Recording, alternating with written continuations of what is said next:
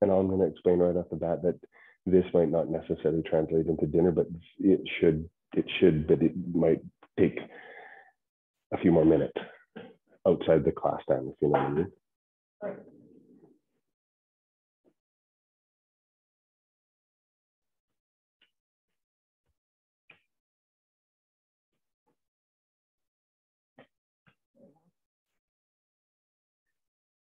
That's amazing. Oh, man, you need to...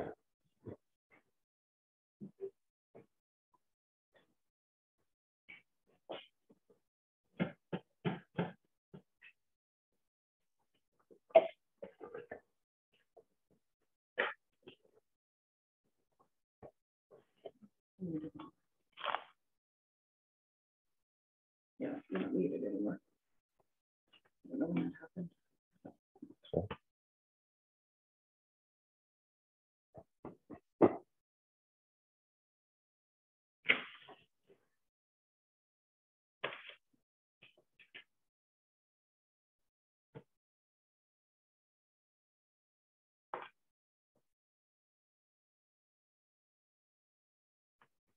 Is that your friend or our friend? Your friend. Oh, is that not?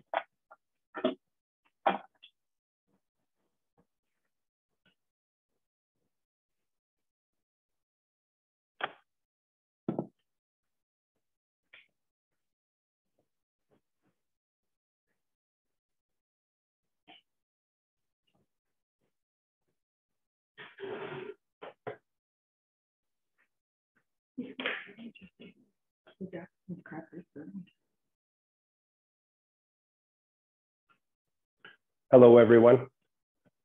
Thank you for joining us. Week 4 of the Kids in the Kitchen program. We're going to get started here right away. Thank you for joining us today. We are going to be discussing snack options, delicious snack options, and just talking about the benefits to snacking. And of course, when you're growing and active, it's very important that we fuel our bodies throughout the day, in between meals especially, and it keeps kind of our blood sugar levels kind of level and gives us energy throughout the day. So the snacking thing is relatively important. So some of the things that we want to talk about is we want to look for healthy options for snacks that don't spike our blood sugar. So things that are not full of sugar or simple carbohydrates. So we're looking for things that are going to give us a good amount of energy, but not a real quick and then a drop. So things that don't work good would be anything like a chocolate bar. Sometimes people say fruit juice, that type of thing. And again, every child is different. The nice thing is that children are burning the calories fairly quickly. So that is the nice thing about it. However, there is things out there that I believe that work kind of better than the simple carbohydrates. And we're going to kind of discuss some of those today. Type their name in that. Before we go too much further, I would get everybody to type their last name into the chat box, just so that we can do an attendance. We've actually had a pretty good attendance level throughout these last 4 weeks, so we're pretty excited about that. And so the very first thing that we're going to do, actually, I was going to talk a little bit more about the snacks. I think it's important to consider the protein content of your snacks. Not that every snack needs to have protein in it, but it's certainly helpful if there is a bit of protein with a complex carbohydrate. The combination of those two things together makes for kind of the perfect snack. The protein kind of course, sustains us in a certain way, and the carbohydrates gives us those energy calories that we need. And the protein kind of slows that whole absorption down. So those two things together seem to work really, really well. And yeah, so something to consider. One quick thing that I was going to say also with snacks is that very important to have them pre-planned if you can. Now, I know a good mom has no problem just going into the fridge and having things organized or what they might be. But for you kids that are listening, that if you're wanting to kind of think ahead for snacking, it's really, really nice to have things pre-planned. We're gonna cut up some vegetables today. We're gonna do, of course, a baba ganoush or a roasted eggplant dip, and we're making a chia seed cracker. So those are things, of course, that you're not going to just whip up when you're hungry. They're things that you're going to have done ahead of time. Even the vegetables, not that you have to, but the vegetables are nice to have some done up ahead of time. And it'll give us an opportunity to practice our knife skills as well. So the very first thing we're going to do, we've mentioned we're making the roasted eggplant dip. Now, I've grilled mine outside. However, I have one that we're going to put into the oven. I don't necessarily expect everybody to be doing theirs on the barbecue or on the grill. So for tonight's items that we're making, I should have had this information to you, but I don't have a communication line to you guys directly. I'm not able to email out and that type of thing, simply because we have to go through the town of Okotoks, and so that's perfectly fine. This will work just fine. We're going to show you how to make everything tonight, and if you can follow along with us, that's great. Again, some of these recipes per week, if you even have a chance to do them ahead of time, there's no harm in that at all. As well as if you have a chance just to get them started and finish them after this session is done, that's absolutely fine also. So the very first thing that we're going to talk about is our eggplant. And this is going to be for our baba ganoush or for our roasted eggplant dip. I really like this dip. We've been making it for years. I love any dip that you can dip crackers or vegetables in. And growing up, I should say when my kids are growing up, because I haven't grown up yet, but when my kids were growing up, they really enjoyed this. And we used to eat a lot of hummus, and we still eat a fair bit of hummus. But once we kind of got onto the roasted eggplant dip, we really enjoyed it. It's kind of refreshing and a little bit lighter. And it just goes well. It goes well with a multitude of things. Anywhere from these crackers that we're going to make today to assortment of fresh vegetables. So that's what we really like. So to get our eggplant going, I have my oven turned on to 450 degrees. You could have your grill turned on as well. I really like the results of what you get off the grill. We're looking for kind of a char on this, and the char will actually give it a really nice, rich flavor. However, not 100% necessary to do it on the grill. Again, I want to make this as simple as possible and as accessible as possible to everyone. So the very first thing that we're going to do is an eggplant has a very tough skin on the outside. So if you try to cook it without piercing the skin, it will explode. So you're going to take either a fork. A fork sometimes isn't even sharp enough. So a sharp knife, the end of a pointy knife is actually really handy. And we're just going to poke it in a number of spots all over. This is going to allow, as the liquid or the water, the moisture on the inside of the eggplant basically starts to come to a steaming point. If it doesn't have a place to go, it will eventually burst, and it makes a big mess. I have done that before, and so I can verify that it definitely will happen that way. So again, poke it all over a number of times. Honestly, 2 or 3 times is probably sufficient. I usually do about 10 times. It just makes sure that it will allow the steam to release. So we're going to put that now onto a baking sheet and into our 450 degree oven. At this point, if you're using the grill or the barbecue, then you're going to go put it directly on. No oil is needed, and you can actually have the flame on. It doesn't need to be on a baking sheet. It can go directly on the grill. The nice thing about eggplant is it is so full of water and moisture that it's actually fairly resistant to being over flame. It chars and it gets a nice flavor, but yet it doesn't dry up too much. It takes a fair bit of overcooking to create any kind of like overdone eggplant on that. So we're gonna, I'm not gonna set a timer. We're just gonna kind of keep an eye on it. I'm gonna need the timer for our seed cracker. So that's the next thing that we're gonna work on, is we're gonna talk about our seed cracker. These seed crackers were actually a friend of mine gave me this recipe, and you can find this similar types of recipes all over the place. It's certainly not an original. However, you can do lots with it.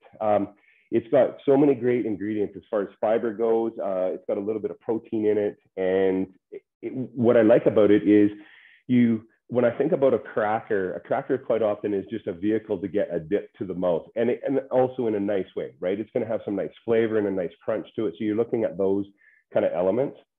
So we're going to put this together fairly easy. So in this, we're doing half a batch. So we've cooked half a batch right now already, and we're going to do the other half of the batch. And so we'll show you once we get these in the oven kind of what we've ended up with. So keep in mind that these are half amounts as to the recipe that you have. So we're going to take so half of 1 1/4 cups of chia seeds. And chia seeds are pretty commonly found now. If you can't find them at your regular grocery store, you could certainly probably find them at a health food store or bulk barn or Nutters, that type of thing. However, down the natural aisle of just about every grocery store, you will find chia seeds. Chia seeds are great because they swell up, they absorb water, which is kind of what happens in this cracker, is they kind of soak up the extra moisture, and then they dry up in the oven really, really nicely. So we're going to take half of 1 1/4 cups of sunflower seeds. We're going to take half of our pumpkin seeds, sesame seeds, both of those. Sesame seeds. And we've toasted ours, but you certainly don't have to. Those, we just happen to have toasted sesame seeds on hand. Now, the nice thing about this recipe, when you're baking the cracker, you don't need to pre-toast anything. They will toast while they're in the oven. Then we're going to add some hemp hearts. Again, half the amount. And then half the amount of water, which we have organized, and we're going to add a little bit of garlic. There's certainly ways you can take this recipe and make it your own. We have done it where we switched out some of the water with a little bit of dill pickle juice. I have a tendency to kind of want to use up some of the brines out of our pickles. If you have nice pickles or you spend money on good pickles, it's actually surprising how that will add a nice flavor to this as well. In that scenario, you wouldn't have to put any salt in this at all. You could just sub a little bit of the water with a little bit of your pickle juice, and that'll be a delicious kind of substitution. Then we're going to add our water. So as you can see, this is probably one of the more simple recipes you can make. And Again, not something you can just kind of whip up. It actually takes, you probably need about an hour of preparation time between mixing it here, getting it into the oven. The cook time is typically around an hour, or it's typically around a half an hour. But you want some time to let it kind of sit on the counter and finish cooking and kind of dry out a little bit before you break it into your crackers. Yeah, so I'm running at the time. For sure. So that's a good point. Cooking is always going to be subjective a little bit. Now, there's many different variables involved in cooking. And so I've had someone say that there's burnt, and it might have been just around the outside and a few thin spots. But without a doubt, you're going to have to keep your eye on this. So today, since we did half a batch, we noticed that the cooking time was a fair bit quicker. And depending on how thin you get your seed mixture onto the pan will make a big difference. And then on top of that, everybody's oven is a little bit different. So absolutely check on it fairly often throughout the cooking process. I think that's really important because you just don't know for sure how those variables are going to kind of affect your cooking process. Any questions at all at this point? Okay, so we have a baking sheet lined with parchment paper, and we're going to put our seed mixture on there and spread it out. Parchment paper, it looks a little bit like wax paper. However, it is meant to go in the oven. So wax paper, you can't just put into the oven. Parchment paper, the nice thing about that is it makes cleanup really easy. And I tend to reuse it provided you didn't get anything to contaminate it on there. I tend to reuse it. It can be expensive. So we try to be like careful by reusing it. So we're going to take our seed mixture. Oh, I'm going to add a little bit of salt. Did I add salt yet? Okay. Yep, it does. So a little bit of salt and a little bit of black pepper. If you wanted at this point, you could certainly add some herbs. And as I mentioned, the pickle juice would be really nice as well. So if you were to add some fresh dill as well, or dried dill along with the pickle juice, then you'd have a nice dilly cracker, which is something that I've done with a client of mine. And the kids loved it. They really liked the dill kind of effect on it. So there's our mixture all put together. I hope yours looks very similar to that. Yeah, you let the chia seeds happen. This happens fairly quickly. You don't need to leave it for a long period of time. They've been in there for maybe a minute at this point, and right away it's kind of soaked that up. And so we'll give it it'll have a moment as we kind of spread it out to continue to do that. So we're just going to take our mixture and we're going to put it right in the middle of our pan. Now this part, I've heard some people find this kind of frustrating to get this spread out. However, don't get discouraged. It's just something you kind of have to work away at. So I'm going to start by taking my spatula or spoon or whatever it is that you started with, and you're going to spread this mixture kind of starting from the center of your pile of seeds and kind of move outwards. Is there a question that we missed? I saw someone had their hand up. If you did, if you could type it in again, apologize if we missed that. The last 2 weeks that we've done this class, we're really happy with the outcome. Lots of good comments and feedback on everything. And of course, we've kind of covered things that could cover kind of a number of different diet requirements or what have you. We've done everything from meat-free to gluten-free and covering lots of different things like that. So I think that was really important. So once we get it spread out to this stage, I'm going to take a glove. You can certainly take anything that will allow you to press it down. But the one frustrating part that we find when we make this recipe is things want to stick to the back of your spoon or whatever. So you need to pick something that won't allow things to stick to it so much. And if you need to as well, wet your hands, wet your spatula with a little bit of water, and that helps for sure. Okay, I'm actually pretty happy with this. The biggest thing with this cracker recipe, and this may maybe helpful for the person that had said that they overcooked them a little bit is uniformity in your thickness of the layer is probably more important than how thin you get it. If it's all uniform, then you cook it until it's all nice and crunchy. And again, we're not looking for a bunch of color as far as when I'm talking crunchy. Quite often when we say crunchy, we're thinking, well, it needs to be brown and toasty to be crunchy. These crackers will actually get to that crunchy stage without being super brown and toasty.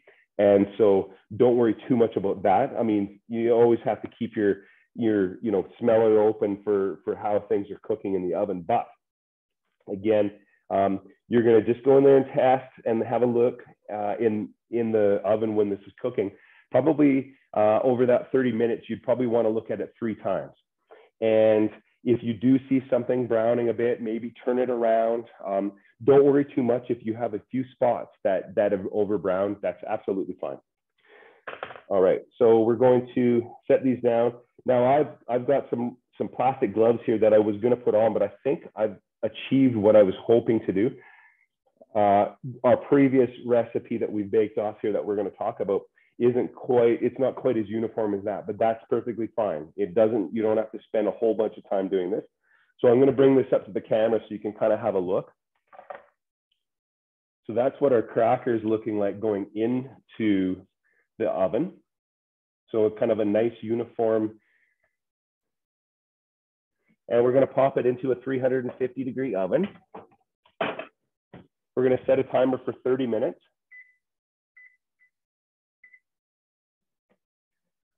Right, actually, that's a good point. We're actually going to start it with 15 because we definitely want to be able to turn it around.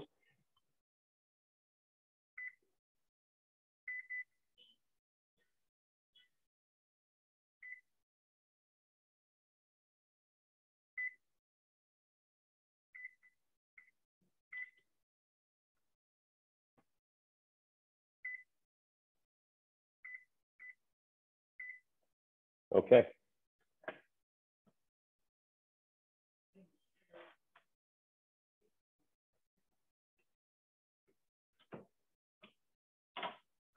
All right, so we'll have a little look at our eggplant. Not much is happening at this point. There is some steam starting to come out of our cuts. So that's a good indication that the moisture inside is coming to temperature. We'll get that back into our oven.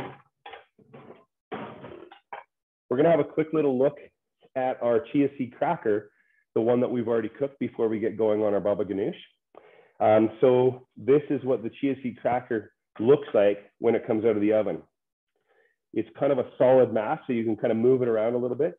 And what I like to do is you can cut it up if you want. It's gonna break into irregular shapes regardless. So I like to just grab it and you can kind of just break it up into kind of the shape of not certain any shape, but just you can break it up into kind of bite-sized pieces. A lot of people really enjoy this cracker just simply because of how healthy it is, and it's got a really nice crunchy texture to it. So we're going to break that up, and then we'll get our roasted eggplant dip happening. Anybody else? Can anybody give us any feedback on how the crackers work for them, or if they're just working on it now, which is perfectly fine. Tonight's menu items, like I said, you may end up kind of working on them past our 1-hour session as far as finishing the seed cracker because it bakes for a while. And if you hadn't grilled the eggplant or roasted the eggplant, of course, that's going to take a bit of time. The roasted eggplant dip isn't really conducive to put together when the eggplant is hot, so it needs to cool down. And that's pretty important. Again, these aren't necessarily meal items for tonight. They're going to be snack items for tomorrow and the next day. So there's our cracker ready to go. I like that it doesn't have a definite shape to each piece, that they're just kind of random, and it makes it really nice. And we're going to have a little sample here because that's important when we're cooking. So just kind of show you if you can kind of see, I don't know if our camera will show this, but you can see all the seeds in there, and there's really no filler. It's straight up seeds and just wonderful. And so I'm going to have a little sample. Delicious. And again, it's the vehicle for so many other things. So many healthy dips that you can do. Be great with a cheese dip or anything like that. Garlic dip. Okay.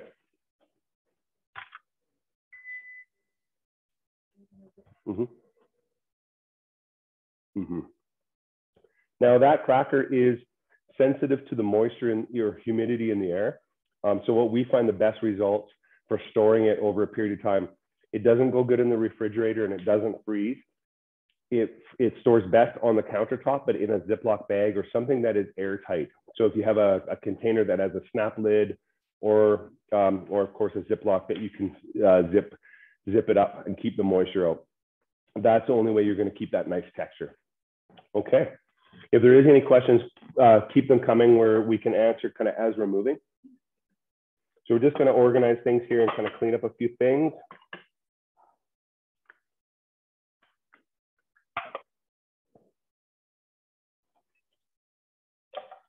We're going to put together our baba ganoush right now. Now I'm going to be using a food processor today. You certainly don't have to if you don't want to pull out the food processor or don't have one, which is perfectly fine. You could chop things up a little bit and have kind of a rustic version. You could use a blender, that would work fine as well. It's kind of a little bit of an emulsified item, which means we're going to add some oil to this and it kind of becomes emulsified into it. So an example of an emulsification would be like mayonnaise. So this, not that it's mayonnaise, but it has that kind of nice kind of creamy texture to it. So I'm going to pull my food processor over. Good. That's wonderful. Yeah, it is fun to break up the crackers. I like cooking and food when it doesn't have to be precision involved, that you can just kind of have some fun with it. I think that's really important. So we'll get that organized. I'm going to show you the eggplant that we've done already. Now we did this last night and let it cool down. So that's typically when I'm making this dish, I like to do it in stages so that you're never rushed.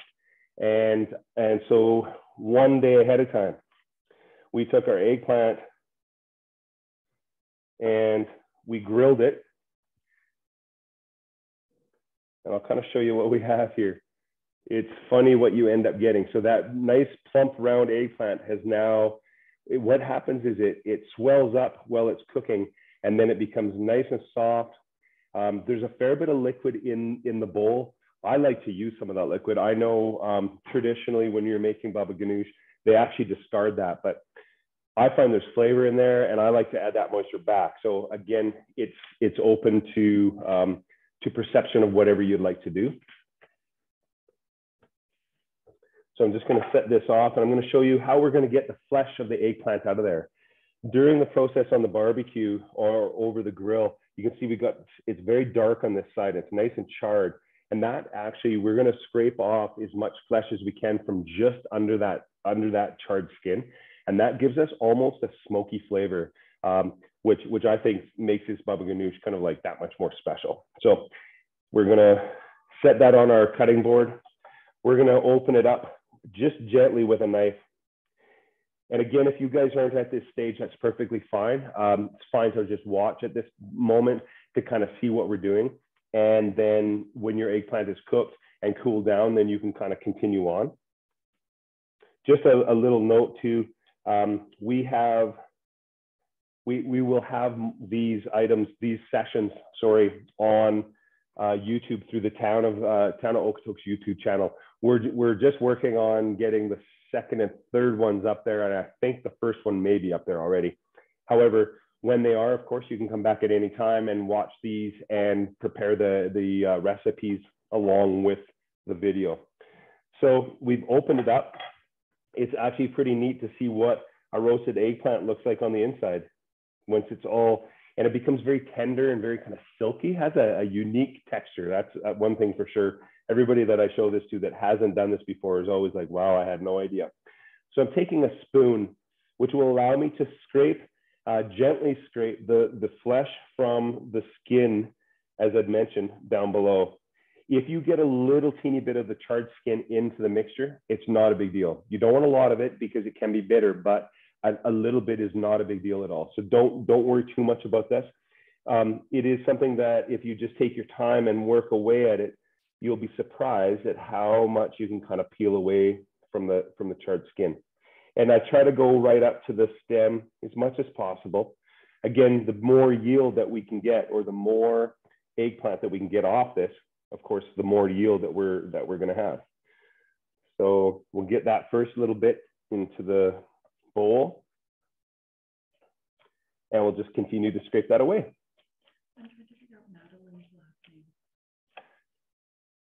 Madeline, would you be able to help us by putting your last name into the chat box? We're just still trying to make sure that we know everybody that was online. So Madeline, if you could put in your last name into the chat box. Thank you. Okay, so this last little bit that I'm scraping off that charred skin, it's a different color. And again, it has a smokiness to it. It has a really nice, again, flavor, but it's not super important, but it is something as a chef that I like, all these certain elements that you can get. Okay. So what we're left with, of course, is just the skin, the charred skin of the eggplant, which I'm going to discard at this point. I am going to take some of that liquid and I'm going to add it. You don't have to, as I've mentioned, a lot of recipes suggest to discard this, but I like that smoky flavor that we get in there. I'm just going to run it through a strainer so that I don't get the extra charred bits in there. And our charred eggplant will just go into our compost. And we're ready to continue building our baba ganoush.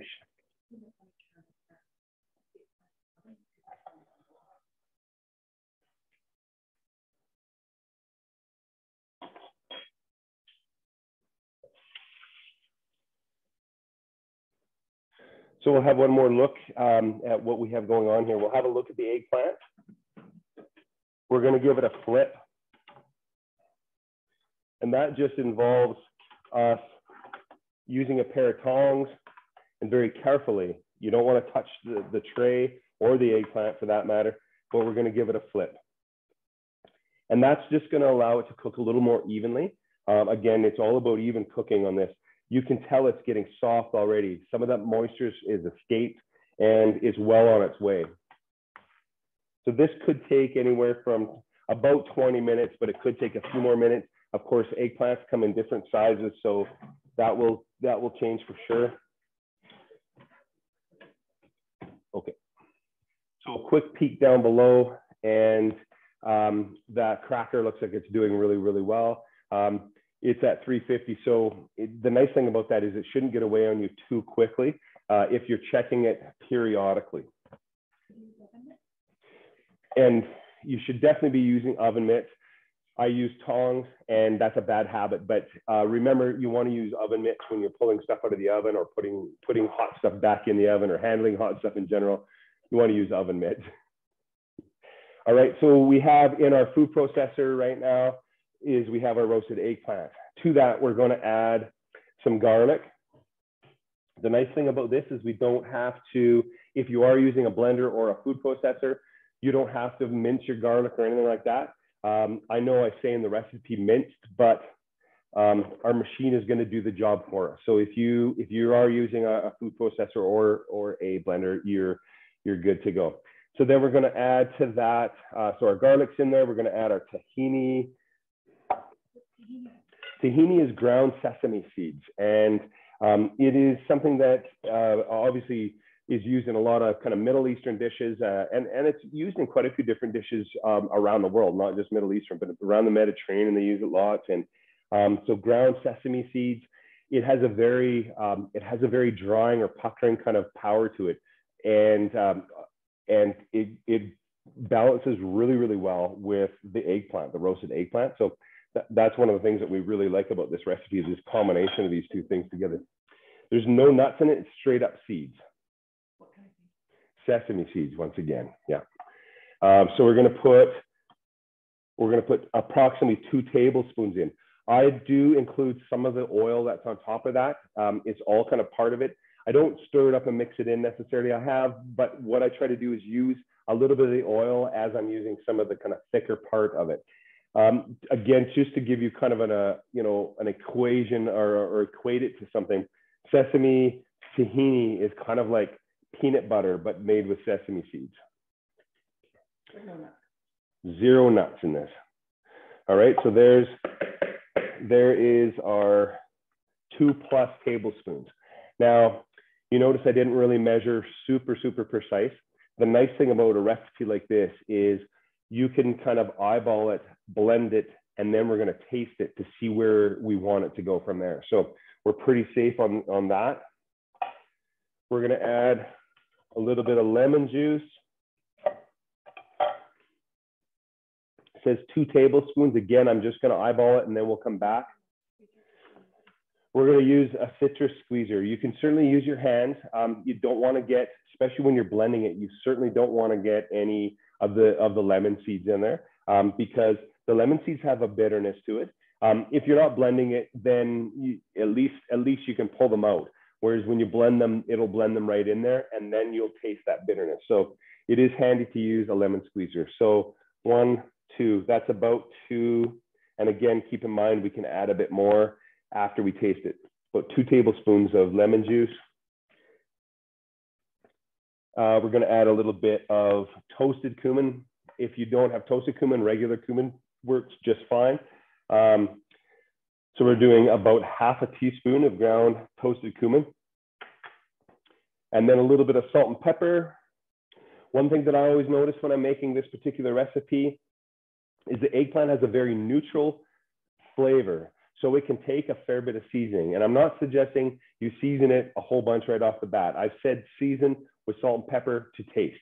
What I'm going to suggest you do is start with a good teaspoon of salt and probably ½ a teaspoon of ground pepper. We will have an opportunity to adjust that after we taste it. That's the fun part of cooking as well, is that we get to taste as we go. So before we do anything else, we're going to actually blend this a little bit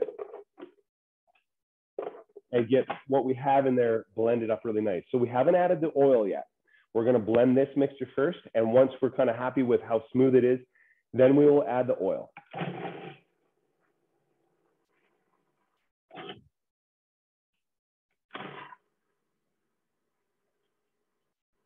So at this point, it's handy to have a rubber spatula in order to scrape down the edges of the bowl. So you can do that a couple times. That makes sure that all the seasoning and all those ingredients that you put in there continue to kind of be blended and evenly mixed. It smells really nice already. I'm getting that kind of a little bit of that toasty kind of grilled eggplant. And then the tahini is really nice as well. It has that certain kind of aroma that's really nice. Of course, I'm getting the cumin and the garlic as well, and the lemon juice. So it's all a beautiful thing. Okay, this looks really good.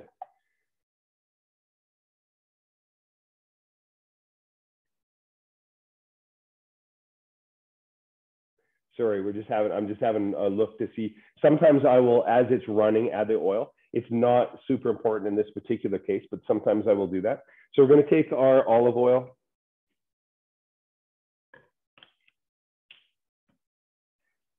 And we're going to add to that about 1/4 cup.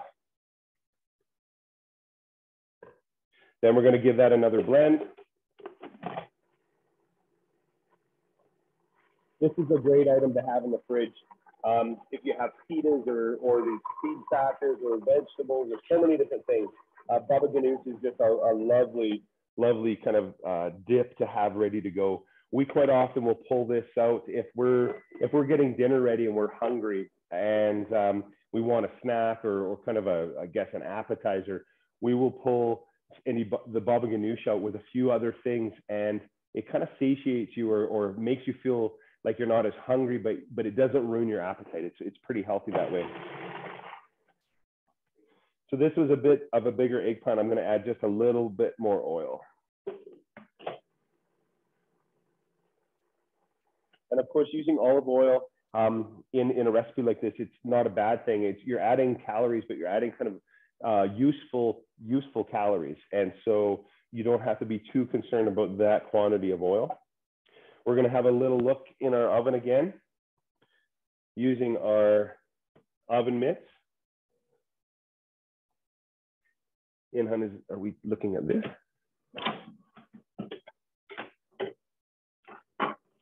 Looks good.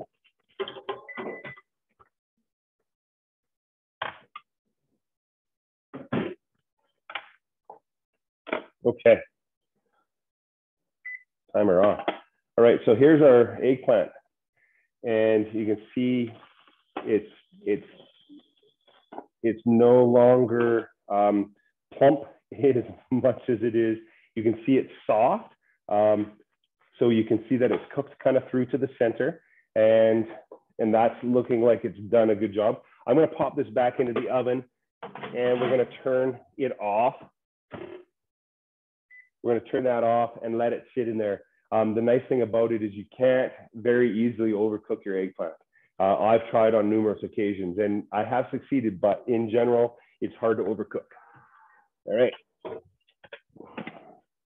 We're going to have a little look at our seed cracker. The recipe suggests that we're going to flip it over halfway during the cooking process. This, to be honest with you, is not super important. And if you find it difficult, then you don't need to stress at all. There's a couple things that you can use to do this. You could use, it's helpful if there's more than one person for one thing, and you could use a spatula. However, I'll show you how relatively easy it is. We're just going to pick it up with our tongs and flip it over. Okay, so that's been giving the one flip over, and it's going to go back into the oven for about another 15 minutes.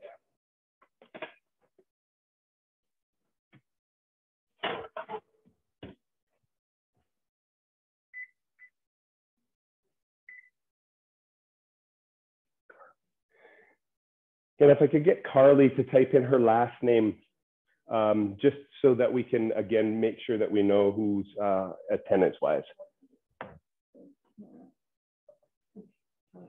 Thank you very much. Okay, so this is tasting time. Now we get a chance to kind of taste and see what we've got. So you will need a clean spoon, of course, and we're gonna we're gonna look for a few things. You have an opportunity at this moment, once you've tasted it, obviously to add seasoning. If you want to add seasoning, and when I say seasoning, I'm talking salt and pepper. You could add more lemon juice if you wanted a little bit more zip in there. And again, this should have a little bit of freshness to it. So don't be shy if you think it needs a bit more lemon juice to your taste or your liking, add that. If it's a little runny or doesn't have enough, runny basically, you could add a little bit more tahini. The tahini will add a thickness and some richness as well. So if you needed a little bit more tahini, absolutely fine. If you thought, geez, I wish this had more garlic, that's your option, and that's what you get to do. So we're going to taste this now. I'm always amazed. Eggplant is not my favorite ingredient all the time, or my favorite food, but this, done like this, it's so rich and creamy and light and fluffy and delicious in flavor. It's kind of a flavor, it's a vehicle for the rest of the flavors is what it is. So it's a texture. The eggplant is a texture, and it allows us to kind of take those other flavors. So we're going to give this a quick stir. We're going to put it into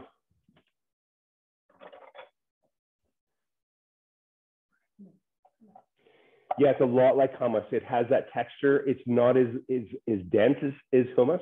And that's why we kind of tend to lean towards this. However, they're both delicious, not to say one's better than the other by any means. But we will get this into a bowl, into kind of a serving bowl. And then what I like to do is put mine into, so that we can put them into the refrigerator. We put them into whatever you have container-wise. But it's nice if you can get them into, I try not to put it all into one container. That way you can kind of pull it out and use it and then leave one in the fridge. And that way you're not pulling the whole container in and out of the fridge numerous times. And that goes for a lot of ingredients. When it comes to snacking, try to kind of consider snack size as far as volumes, so that you're not pulling the same container in and out, and you have the same spoon going in and out of the same one and then going back into the refrigerator. Just take that into consideration. It'll make the shelf life of whatever you're making last a lot longer. So I'm just going to clean up a little bit here, and then we can kind of do some, any questions at this moment? We're now going to do a little bit of veg prep, just to serve along with our baba ganoush.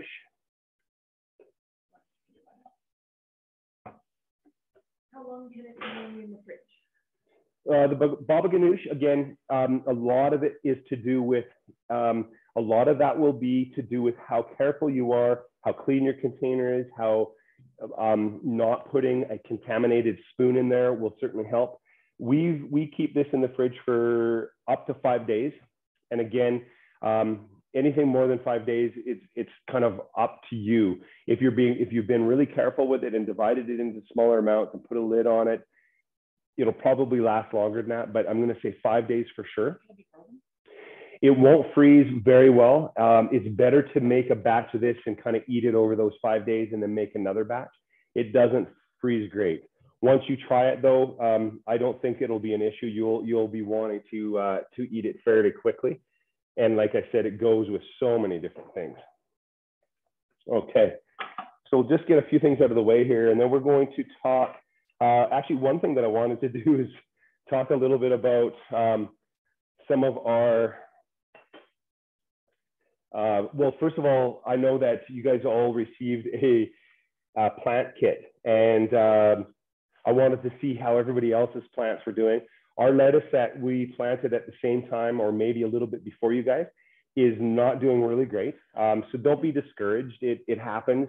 You sometimes don't know the seeds that you're getting. And again, you know, different kind of slight different environments and that type of thing will make a big difference. So we've started numerous different plants around the same time. And so we have our lettuce here is not doing really great, but that's okay. What I wanted to show is that you can start and you can grow your own food. So it might not just be lettuce or tomatoes or cucumbers or what have you. One of the other things that we do fairly often too is we grow bean sprouts, or actually these are radish sprouts. And I'm also going to be growing some alfalfa sprouts. I actually have, there's a local lady that started a company, and she's the one that gave me that, or I bought that from her, and it's called Soil to Savory. And I'll let you look at it. Yes, it will be backwards. Good point. Now, if you Google Soil to Savory, you will find that you can get some of the different things. So these are the alfalfa sprouts, seeds, again, and she sells these cool little toppers that go on a mason jar, and they allow you to rinse it on a daily basis, and you can grow some really cool sprouts. So we've been growing our own sprouts for quite a while now. Great on salads, great on sandwiches, just a nice garnish on a number of different things. I have actually packages of these alfalfa seed sprouts. And I would like to, we're going to organize them to be out front of our house that you guys can come and pick them up. She's given me actually enough for everybody that's in the program with us. So just to let you know, we will be setting up, and I should give you our address actually. Okay, I'll get the town to do an email out and let everybody know what our address is. And then, yeah, and it's going to be in Okotoks, of course. And yeah, you can come and pick up your alfalfa seed sprouts. It's kind of a neat experiment to do with the kids. That's on day 5. So that started off as 1 tablespoon of our radish sprouts, and it's grown to that in about 5 days. What we will do probably tomorrow is give it one more rinse, and then we're going to put it in a container with a bit of paper towel into the fridge, and then you're welcome to use them. So that's kind of a neat thing as well. Okay, So we're going to talk quickly about doing up a little bit of some of our veg prep, or I should say our veg for snacking purposes. Going to go great with our baba ganoush and our crackers as well. So we have a few things here, and again, it's all about what do you have in your refrigerator or what's in season. Again, is super important. So I'll set this off to the side because this is a good chance to kind of practice our cutting skills. So if you have a carrot, if you want to peel it, of course, if it was grown elsewhere or if it seems kind of dirty, then definitely peel it. We have some nice organic local ones, and so I've just given them a good wash. Make sure you wash your vegetables. That's really important. And then what we're going to do is we're going to cut them into kind of lengths that are nice for dipping, something we call kind of a batonette or a crudité type of scenario. So we're just going to cut off each end. And practicing your knife skills is not about going fast. It's about being kind of precise and kind of getting the feel for it. Again, what we always want to do as a chef, or if you're doing a lot of cutting, is you have your knife in your one hand, and I have a knuckle that kind of protects my fingertips. And that's something that takes practice. So it's, again, okay to go slow and just kind of practice that way. So I'm going to cut this into half. One thing, if you are working with a big carrot or any type of vegetable that is a firm and dense vegetable that will need a little bit of kind of force to cut through it, what you can do is cut one edge off to give you a flat surface to work with. And that way it's not going to roll around as much. And then from there, we can cut a couple times one way and back across the other way. What size you cut your carrots into is up to you, so that it doesn't have to be a certain size. Again, I just like uniformity, so you can kind of see we have some nice uniform carrots there. These are going to be great. These are going to be perfect for our dip, to dip in our baba ganoush. We're going to use a little bit of celery. The same thing with the celery, except for it's not going to roll around on us, so we don't need to cut that up. I like to cut it into a longer length. And again, things that are kind of uniform in shape. I like there to be different shapes and kind of textures and that type of thing on your vegetable platter. We're going to take some cucumber. Oh, chef is coming to say hello. So for the cucumber, we're going to cut kind of half moon shapes. The nice thing is we're just getting into that season that we have some local vegetables coming. So we now at the store have local cucumbers, peppers, tomatoes, and that type of thing. Here, Sheffrey. Sheffrey loves, of course, vegetables, and I'm sure we've talked about that before. Her number one favorite thing is peppers. So we're going to actually, I'll cut a little bit of pepper and I'll feed her the pepper for you guys, for those of you that want to see. When you're thinking about the vegetables to put on your tray, I mentioned, of course, that you're going to want to just use what you have in the fridge, but it is, in the perfect scenario, it's wonderful if you have the opportunity to kind of mix up all the different textures and colors as well. So the red pepper goes really nice, although a beautiful yellow pepper or what have you, orange pepper would be just perfect. So now, of course, chef knows when we have, Chef the Pup that is, knows when we have peppers out. So we're gonna bring her up to say hello. Pardon? And it was her birthday yesterday. She just turned 13, so she's just a young pup. And oh, there you go. Yeah. She loves her vegetables, which is a good thing. It keeps a young pup young. And like I said, she always helps me clean up on the floor. She's saying, could I have more, please? All right. So we'll finish up our vegetables here. And we're going to have just a quick little discussion about snacking in general. I think we've covered pretty much everything that way. And then we will talk about next week as well. That's pretty important, that we want to just kind of, since we don't have that communication, that line of communication open to everybody, on a weekly basis, that it's important that we kind of discuss next week. I have some radishes here, just some red radishes. I know that's not everybody's favorite, but it certainly adds a beautiful color to things. And something that you can do is you can make a bit of a star with your radish. And that just involves you putting, taking a sharp pointed knife and going around and then making a little nick in it as you go around. And I'll show you, pardon? Yeah, you have to be very careful. Use a paring knife. Yeah, a paring knife is important. You don't want to use a big knife for this. And then you can kind of crack them open and you can get kind of a star-shaped garnish. So it's nice when your food looks nice as well as tastes nice as well. So we'll put those in the center, and then a couple cherry tomatoes is nice. So a good selection. Again, one thing that I learned in chef school is that we eat with our eyes before we do with our mouth. And so that's why we want our food to look nice. So I'll show you this final little tray that we put together. It actually looks very appetizing. Not that I'm surprised, but I'm always amazed when you take a bunch of fresh vegetables that, and then you cut them up nicely and put them on a tray. What was once just some basic vegetables in the fridge are now something that's very appetizing. So we'll have a little look here. Okay, so there is our mixture.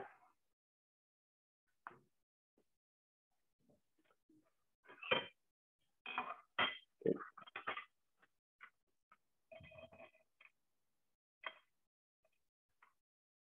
So we have our chia seed crackers, our roasted eggplant dip, and our lovely fresh vegetables, all wonderful snacking options. Obviously works really well together as a snack and ready to go. If you've not at this stage yet, please don't worry about it. Just work away on it. And again, just finish it up and it'll be a great snack option for tomorrow or the next day.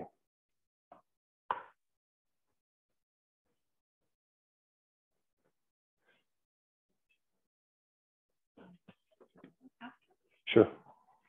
So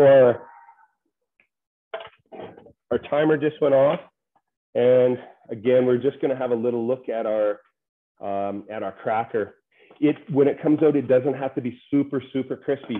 You're going to leave it on the tray and allow it to kind of sit at room temperature and cool down for a good 15-20 minutes before you even try to crack it. So you're going to kind of let that sit. So it will dry out and become a little bit more like a cracker kind of texture over that moment or two, or a couple minutes on the, so let that sit on the, and then again, our eggplant's still in there. I'm going to pull that out so I don't forget it, because I hate when I forget stuff in there.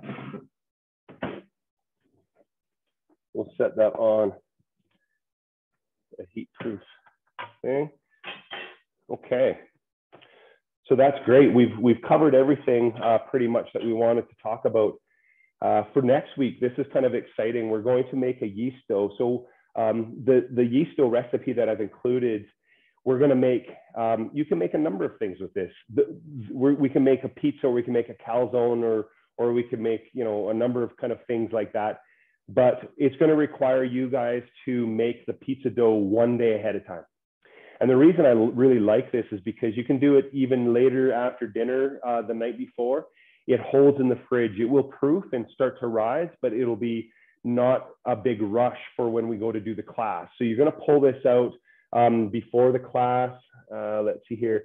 You're going to need to pull this out of the refrigerator anywhere from like 15 to half an hour, 15 minutes to half an hour ahead of time, and let it kind of warm to room temperature. And that will allow us to kind of work with it so we can make pizzas and that type of thing. So please take that into note that next week on the Tuesday evening, you're going to get your yeast dough going. It's a very basic yeast dough, and we will cover all the basics on that.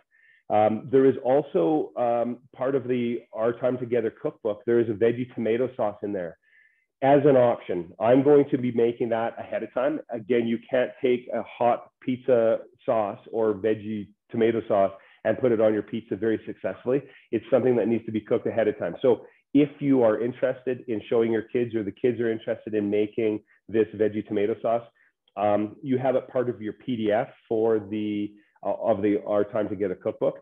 Go ahead and prepare that the night before as well, or even 2 days before, not a big deal. If you don't have that, just regular pizza sauce will work just fine. And as far as the ingredients that you're going to put on your pizza, I'm going to leave up to you guys. You can do anything you want. It can be all vegetables with some fun cheese. It can be, you name it, your choice on the pizza. So we'll leave that one up to you. And so that'll be fun. I think yeast doughs is kind of an interesting topic to cover, simply because yeast is an interesting kind of ingredient on how it works. And one yeast dough, once you kind of understand the logistics of a yeast dough, they're all kind of similar. And so it just starts to give you a little bit of background on how a yeast dough works. And there's so much more you can do with it, for sure. So again, this dough is a very basic one that we use on a regular basis. We really like the outcome, and it's very, very simple. So that kind of brings us to the end of today's session. Is there any questions, any last minute questions that we can answer for you? I want to thank everybody for joining us for tonight. So week 4. So this 6-week program is zipping right along. We're over halfway now, and love to hear any feedback on anybody that is having suggestions or whatever. We're kind of in the process, of course, developing this course and trying to, you know, make it more user friendly for everybody. And we've learned a lot right from the very first day. We've learned a lot, and so we're pleased with that, and things are coming along really, really well. So you're very welcome. Yeah, thanks. And who was that? Hudson, thank you for joining us today. And he never used eggplant before. Okay, awesome. That's what I like to hear. Eggplant is a unique ingredient, and I think we have to keep an open mind to all sorts of ingredients, for sure. So thank you for trusting me, and love to hear any feedback maybe next week on how you guys enjoyed the seed crackers, as well as the baba ganoush as well. And Sheffrey's right here whining. Okay, come here. All right, so we're going to say goodbye, and thank you everybody for joining us.